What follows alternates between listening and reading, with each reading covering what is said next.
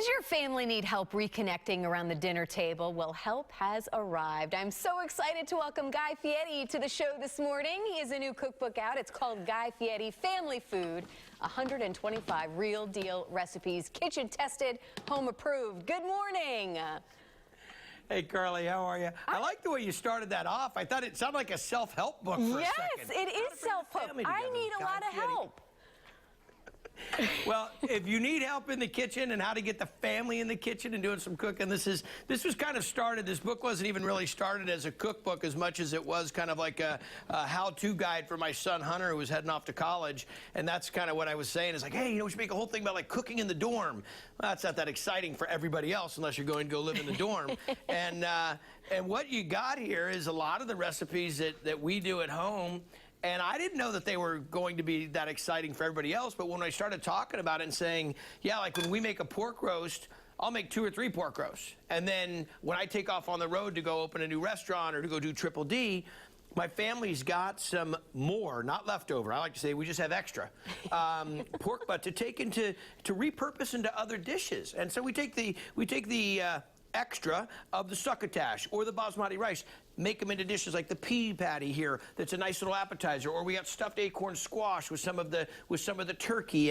And so I was just kind of talking about it with my publisher. I said, yeah, that's what we're doing at the Fieri house. She goes, let's do a book about this. This will be perfect.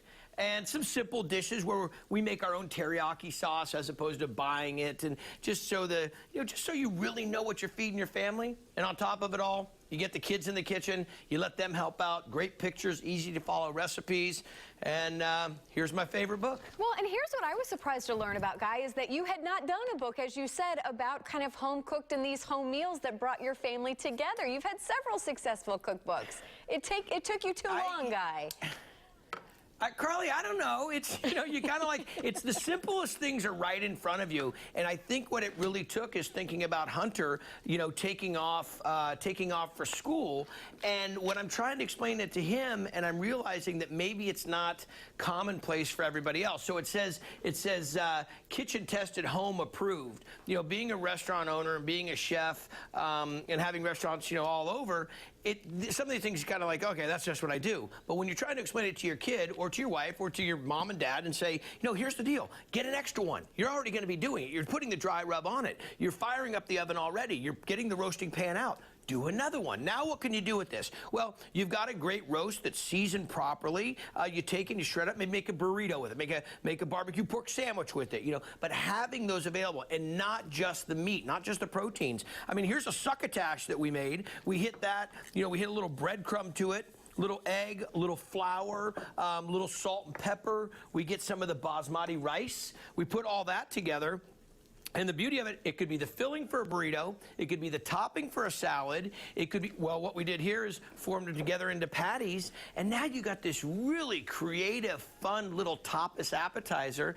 But it's all available, and it's all just like you said. Why did you do it before, Guy? I know. I should have done it before. Well, thank you for doing it now.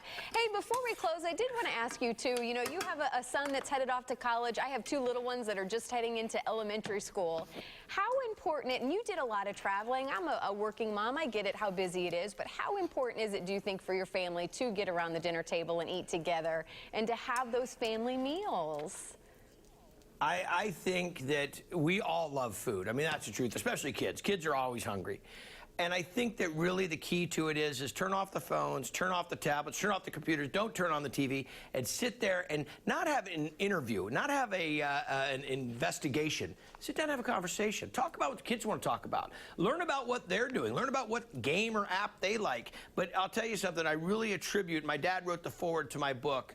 My dad's my Superman.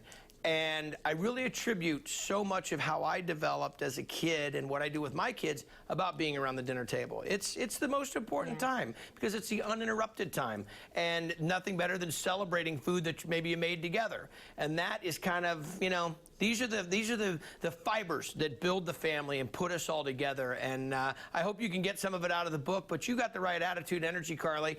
You got to take the time and slow it down and spend time with the kids. Amen. I love it. Guy, thank you so much. Hey, before the cameras rolled, you said how much you love Tampa in this area. Please come and visit us the next time you're in town.